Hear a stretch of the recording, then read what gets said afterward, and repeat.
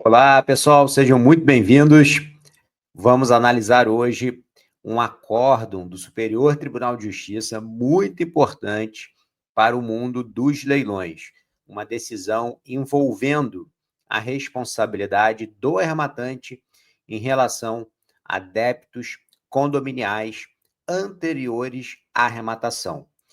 Já se encontra na tela de vocês o acórdão e nós vamos, então, analisar os detalhes desse acórdão, porque é muito importante que a gente entenda o atual posicionamento do Superior Tribunal de Justiça para fins de verificação antes do leilão, atenção antes do leilão em relação a alguns aspectos. Então, vamos começar.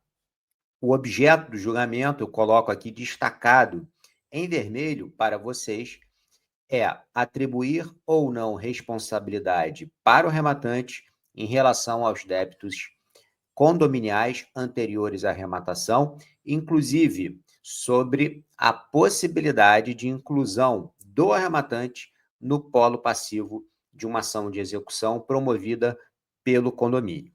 Esse caso específico, o que aconteceu foi o seguinte: existia uma dívida trabalhista e, por conta dessa dívida trabalhista, foi ajuizada uma ação em face do devedor. O imóvel do devedor foi penhorado e, simultaneamente a essa ação, também existia uma outra ação de dívida condominial, em que também tinha acontecido a penhora do imóvel. Mas o imóvel acabou sendo submetido a leilão no juízo trabalhista. Portanto, não foi objeto de leilão no juízo civil, em que havia ação de condomínio. O que aconteceu foi que existia uma dívida de condomínio e na carta de arrematação do juízo trabalhista, quando determinou a expedição da carta de arrematação, fez consignar na carta de arrematação que o bem seria transferido livre e desembaraçado para o arrematante, ou seja, livre de débitos. Constou expressamente isso na carta de arrematação. O processo prosseguiu e o condomínio, então, no seu processo, na ação que promovia contra o executado, pediu a inclusão do arrematante no polo passivo dessa ação. Portanto, o imóvel foi objeto de leilão no juízo trabalhista, também estava penhorado no juízo civil, ação de execução de cotas condominiais, e após a arrematação, o credor, que é o condomínio, requereu a inclusão do arrematante no polo passivo da ação. O Tribunal de Justiça do Estado de São Paulo deferiu o pedido. O juiz de primeira instância deferiu, o arrematante agravou dessa decisão e o Tribunal de Justiça manteve a decisão de primeira instância. Houve, portanto, recurso especial para o STJ e é exatamente essa situação que nós vamos verificar a partir de agora. Então, eu vou colocar aqui para vocês os pontos de destaque. Eu destaquei alguns pontos, esses pontos de destaque estão destacados em amarelo, beleza? Então, o primeiro ponto de destaque é justamente o que se encontra na tela de vocês, item 1 da ementa número 2. Se o acórdão recorrido, ao decidir pela inclusão do arrematante no polo passivo da execução, teria ofendido a coisa julgada formada na Justiça do Trabalho. E número 3. Se a obrigação do arrematante pelas despesas condominiais nasce somente com a emissão na posse do bem. Esse, portanto, foi o objeto de julgamento. E o STJ teve uma decisão bastante delicada, bastante polêmica em relação a esse assunto, E eu começo, então, pelo voto vencido. O voto vencido, proferido pelo ministro Moura Ribeiro, foi no sentido de dar provimento ao recurso especial interposto pelo arrematante para afastar a sua responsabilidade em relação aos débitos vencidos até a arrematação. O ministro Moura Ribeiro fundamentou a sua decisão em diversos aspectos, mas, sobretudo, ressaltou a previsão que havia expressa na carta de arrematação, isentando o arrematante de responsabilidade, e também os artigos 130 do Código Tributário Nacional, que prevê a subrogação dos débitos fiscais no produto da arrematação, e no artigo 908, parágrafo 1º do Código de Processo Civil, segundo o qual também há a subrogação dos débitos condominiais no produto da arrematação. Portanto, são dois dispositivos muito similares. Muito bem. O ministro Moura Ribeiro, então, apresentou toda a sua fundamentação.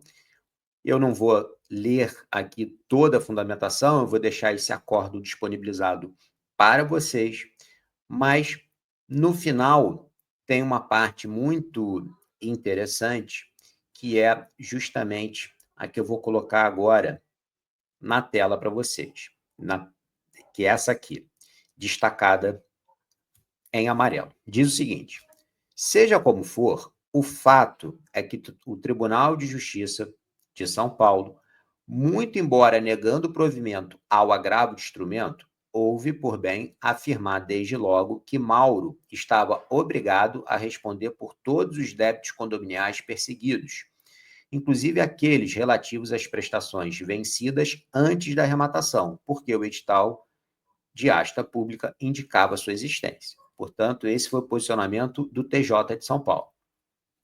Referido posicionamento, ao que tudo indica, foi adotado com base em jurisprudência consolidada desta Corte Superior, que afirma ser o adquirente de imóvel em asta pública responsável pelos débitos condominiais anteriores, sempre que haja advertência expressa a respeito da sua existência no edital de leilão. Ou seja, em outras palavras, significa dizer que o Tribunal de Justiça de São Paulo diz o seguinte: olha, o edital informou a existência de débito, portanto, o arrematante é responsabilizado.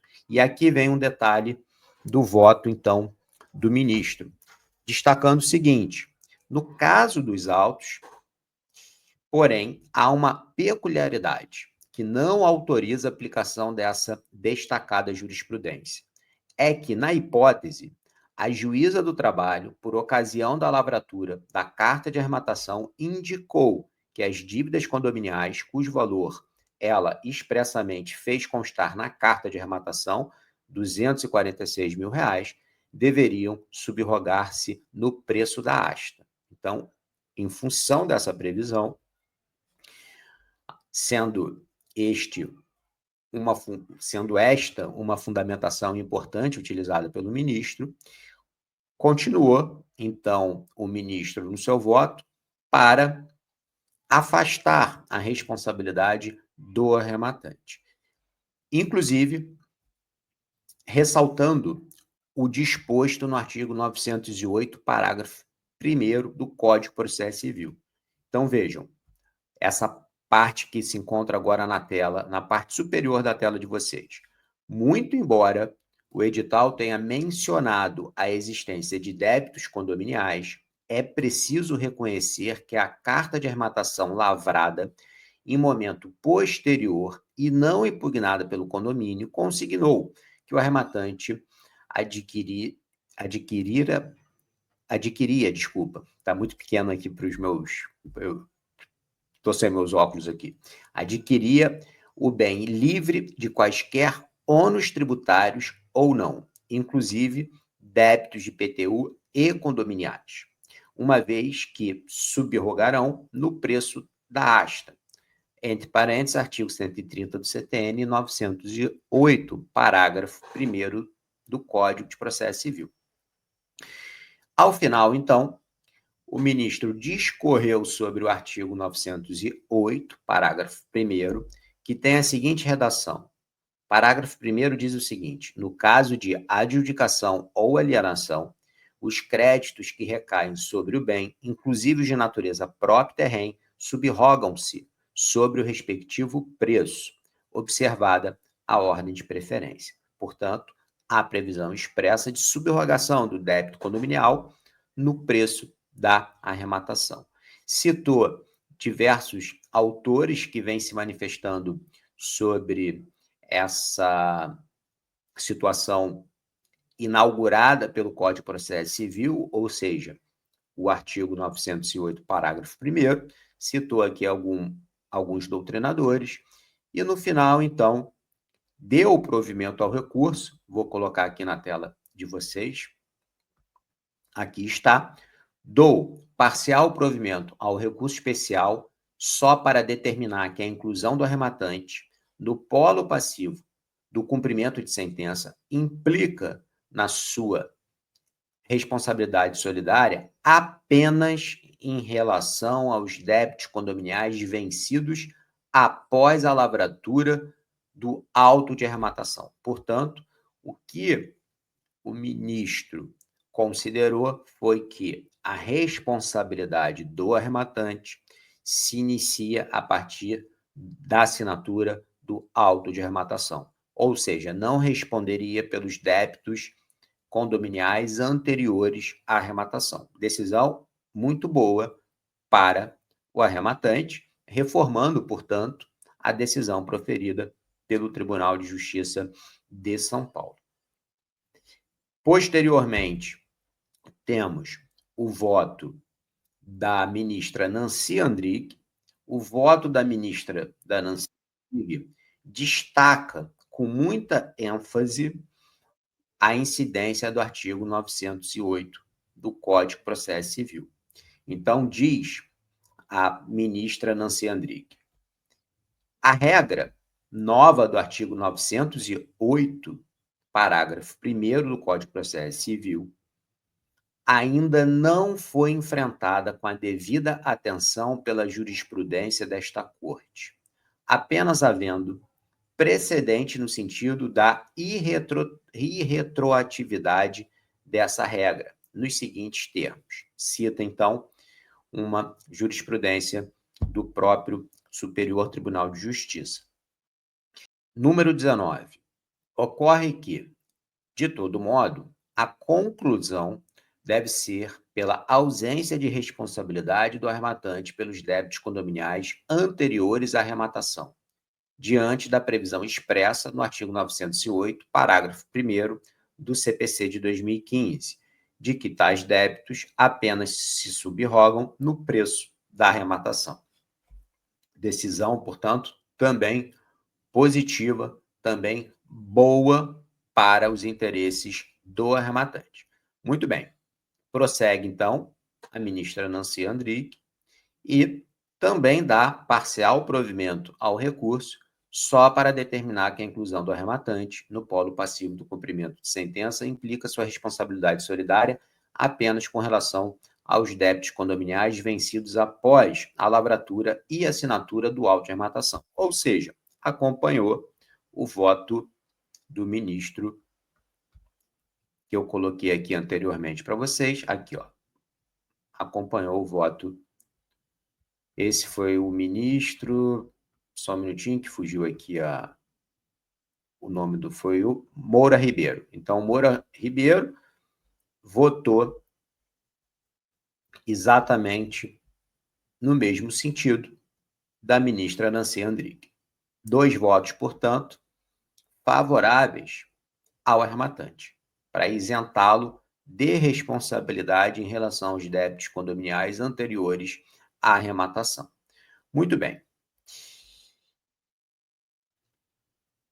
Então, eu fiz um resumo para facilitar a compreensão de vocês sobre o que nós estamos abordando.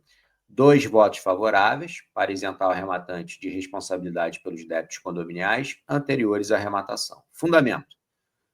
Primeiro, constou na carta de arrematação a isenção, logo, é necessário prestigiar o princípio da confiança dos atos do Poder Judiciário. E segundo, incidência do artigo 908, parágrafo 1º do Código de Processo Civil. Muito importante é a decisão da ministra Nancy Andrighi no que diz respeito à análise dela sobre a ausência de enfrentamento pelo STJ do artigo 908, parágrafo 1º. Ela deixa isso absolutamente claro no seu voto. E esse é um tema muito importante. É um tema que precisa ser enfrentado mais a fundo pelo Superior Tribunal de Justiça, a fim de trazer segurança jurídica às aquisições em leilão, especialmente quando nós estamos diante de débitos condominiais, beleza? Então vamos prosseguir. 2 votos favoráveis ao arrematante até agora. Veio, então, mais um voto. O voto vista, portanto, o terceiro voto. E aqui houve uma mudança de entendimento em relação aos 2 votos anteriormente indicados por mim. Esse voto acaba responsabilizando o arrematante. Responsabilizando o arrematante em relação às dívidas condominiais anteriores à arrematação. Vou destacar um ponto aqui importante, que é justamente esse que eu destaco em amarelo, que diz o seguinte: o que se colhe da narrativa dos fatos feita pela corte local, que tem a última palavra quando se trata de cognição de matéria fática, contudo, é que o condomínio credor não figurou como parte naquele processo trabalhista. Referida circunstância, inclusive, serve para reforçar a ciência inequívoca do arrematante a respeito da existência da dívida condominial. Então, aqui, o ministro entendeu que havia ciência inequívoca do arrematante em relação às dívidas condominiais, porque constaram expressamente no edital de leilão, e, por conta disso, negou provimento ao recurso do arrematante. Ou seja, manteve a decisão do Tribunal de Justiça de São Paulo, que autorizava a inclusão do arrematante no polo passivo da ação de execução de cotas condominiais em relação à cobrança de débitos anteriores à arrematação. Uma decisão, portanto, muito ruim, um voto muito ruim para o arrematante. Muito bem. Veio um aditamento a esse voto, um aditamento do ministro Ricardo Vilas Boas Cueva, que foi quem proferiu esse voto, negando o provimento, mas, posteriormente, ele aditou o seu voto. E ele aditou o seu voto basicamente para enfrentar o artigo 908, parágrafo 1º do CPC.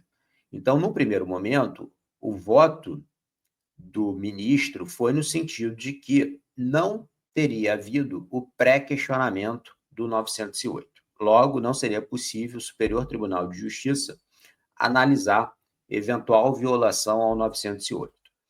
Mas, ao mesmo tempo que ele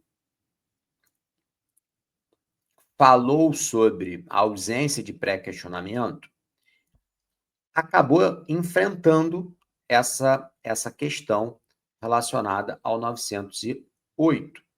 E o 908, eu vou ler para vocês essa parte que ele destacou em amarelo, que é importante, destacou o seguinte: em detida análise dos autos, observa-se, contudo, que o mencionado dispositivo legal que amparou os votos de provimento parcial ao recurso especial não foi invocado como violado nas razões de apelo e não foi objeto de nenhum debate nas instâncias de origem, carecendo, portanto, de alegação pela parte recorrente de pré-questionamento. Então, foi pela linha de ausência de pré-questionamento. Mas, ao mesmo tempo, o ministro diz o seguinte: olha, eu entendo que a violação ao 908 ou a análise do 908 não deve ser feita, porque não houve pré-questionamento. No entanto, caso a Corte adentre nessa análise, eu deixo aqui o meu posicionamento. E o posicionamento do ministro, que votou desfavoravelmente aos interesses do arrematante, foi no seguinte sentido. Diz o ministro: contudo, se vencido nesse aspecto, passo a analisar o tema sob a ótica da suposta ofensa ao artigo 908 e sua eventual potencialidade para alterar a jurisprudência desta Corte acerca da responsabilidade do arrematante pelas despesas condominiais que se fizeram constar no edital da asta pública. Prossegue o ministro e conclui dizendo o seguinte: o parágrafo está bem destacado aqui na parte superior de vocês. Todavia, em detida análise da jurisprudência da primeira seção, também é possível verificar que a regra do artigo 130, parágrafo único do CTN, agora reproduzida no artigo 908, parágrafo 1º do CPC, para as dívidas condominiais, não é absoluta, devendo ser excepcionada nos casos em que figurada expressa previsão no edital, acerca da existência dos débitos pendentes sobre o imóvel, a atrair responsabilidade do arrematante pelo seu pagamento. O que significa dizer aqui? Significa dizer que o ministro diz o seguinte: olha, nós temos uma discussão no Superior Tribunal de Justiça se, quando há previsão no edital de existência de débito fiscal e responsabilidade do arrematante em relação ao pagamento desses débitos, se aplica o artigo 130, parágrafo único, ou não. E aqui o ministro deixa claro que a regra do 130, parágrafo único, não é absoluta. Ou seja, o que o ministro quis dizer aqui é que a subrogação do débito fiscal no produto da arrematação não é absoluta se houver previsão expressa no edital de leilão. Ocorre que, possivelmente, esse voto foi proferido antes do julgamento do tema 1134. Eu coloco nessa parte destacada em vermelho para você exatamente isso. O tema 1134 do STJ decidiu se o arrematante deve responder por dívidas fiscais quando há previsão de sua responsabilidade no edital de leilão. E o STJ decidiu que é ilegal quando o edital prevê a responsabilidade do arrematante, porque viola o artigo 130, parágrafo único do Código Tributário Nacional. Portanto, a linha de raciocínio desenvolvida pelo ministro me parece que não se aplica mais, porque o próprio STJ já pacificou essa matéria em tema de recurso repetitivo. Isso é muito importante ficar claro, porque essa construção teórica pode acabar prejudicando o arrematante, mas ela não se encontra mais no ordenamento jurídico, não se encontra mais na jurisprudência do próprio Superior Tribunal de Justiça. Então, me parece um equívoco afirmar que a regra do 130 não é absoluta, uma vez que o próprio STJ, em sede de recurso repetitivo, já afirmou que sim, é absoluta, e se houver previsão expressa de responsabilidade do arrematante no edital de leilão, essa previsão é ilegal e deve haver a subrogação desse débito fiscal no produto da arrematação. Muito bem. Concluiu, então, aqui o ministro pelo não provimento do recurso. Então, ante o exposto com a devida vênia, ainda que se entendesse possível resolver a controvérsia com enfoque no artigo 908, parágrafo 1º do CPC, não seria o caso de provimento do recurso especial. Nessa hipótese, então, o ministro entendeu que, ainda que houvesse a análise do 908, não seria possível dar provimento ao recurso do arrematante. Só que, de novo, essa fundamentação foi construída em função do posicionamento jurisprudencial do STJ quanto à aplicação do artigo 130 do CTN, que foi recentemente alterado. Aqui se encontra, na tela de vocês, a tese firmada pelo STJ quando do julgamento do tema 1134. A tese foi: diante do disposto no artigo 130, parágrafo único do Código Tributário Nacional, é inválida a previsão em edital de leilão, atribuindo responsabilidade ao arrematante pelos débitos tributários que já incidiam sobre o imóvel na data da sua alienação. Beleza? Mas o voto foi no sentido de negar provimento. Então, até aqui nós temos 2 votos favoráveis ao arrematante e um contrário. Surge, então, mais um voto do ministro Humberto Martins. O voto do ministro Humberto Martins é super curto e ele acompanha a divergência, ou seja, ele acompanha o voto que negou provimento ao recurso especial do arrematante. Então, aqui, ante o exposto, peço vênia ao relator e à ministra Nancy Andrighi para acompanhar a divergência inaugurada pelo ministro Ricardo Vilas Boas Cueva, negando provimento ao recurso especial. Então, até aqui, nós temos o seguinte cenário: um empate, 2 votos favoráveis ao arrematante e 2 votos desfavoráveis ao arrematante quanto à responsabilidade de pagamento dos débitos condominiais vencidos anteriormente à arrematação. Muito bem. Vamos, então, para o voto de desempate. Então, aqui nós temos um voto muito importante, que é o voto de desempate. E o voto de desempate analisou mais uma vez a impossibilidade do Superior Tribunal de Justiça enfrentar o artigo 908, parágrafo 1º, porque não teria sido pré-questionado e, portanto, não poderia ser enfrentado neste recurso. E o voto do desempate, infelizmente, acabou, então, atribuindo responsabilidade ao arrematante. Então, disse o voto de desempate: ante o exposto, pedindo vênia ao relator, voto no sentido de acompanhar a divergência para negar provimento ao recurso especial, inclusive no tocante à impossibilidade de majoração dos honorários sucumbenciais. Resultado, portanto, 3 votos a 2 pelo desprovimento do recurso interposto pelo arrematante, mantendo a decisão do Tribunal de Justiça do Estado de São Paulo, que atribuiu responsabilidade ao arrematante. Ou seja, nós continuamos a ter um tema bastante sensível nesse momento em relação aos débitos condominiais, uma vez que muitas decisões têm considerado que, quando há previsão no edital de leilão, o arrematante responde.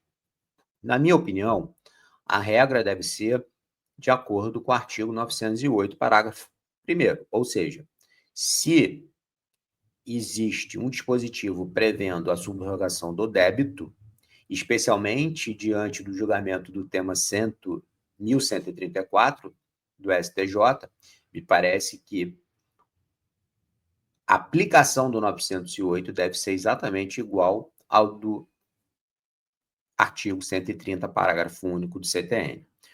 Em outras palavras, significa dizer que deveria acontecer a subrogação do débito condominial no produto da arrematação, isentando o arrematante de responsabilidade.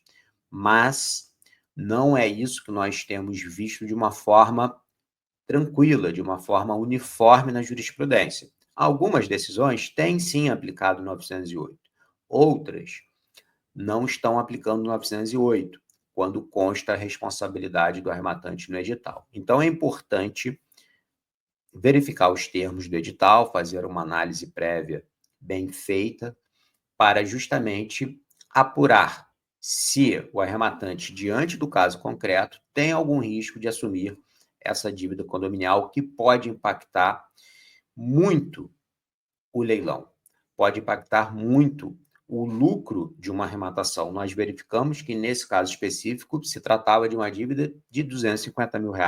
É um valor bastante expressivo. Dependendo do valor da arrematação, somando o valor de R$250 mil, isso pode gerar, inclusive, um prejuízo para o arrematante. É necessário, de novo, ressalto, a realização de uma análise criteriosa para verificar eventuais riscos. E, por fim, eu gostaria de falar para vocês que é muito importante que o STJ enfrente essa matéria, se puder enfrentar essa matéria em sede de tema repetitivo, melhor ainda, porque pacifica de vez a jurisprudência, mas ainda que seja em um litígio específico, num caso concreto específico, em alguns casos concretos específicos, que seja dessa forma, que o STJ, aos poucos, consolide a sua jurisprudência para consignar que deve haver a subrogação do débito condominial no produto da arrematação, independentemente de previsão no edital. Beleza? Bom, espero que vocês tenham gostado. Se houver alguma dúvida, só me encaminhar mensagem, deixe a sua mensagem aqui embaixo. Um forte abraço, até a próxima.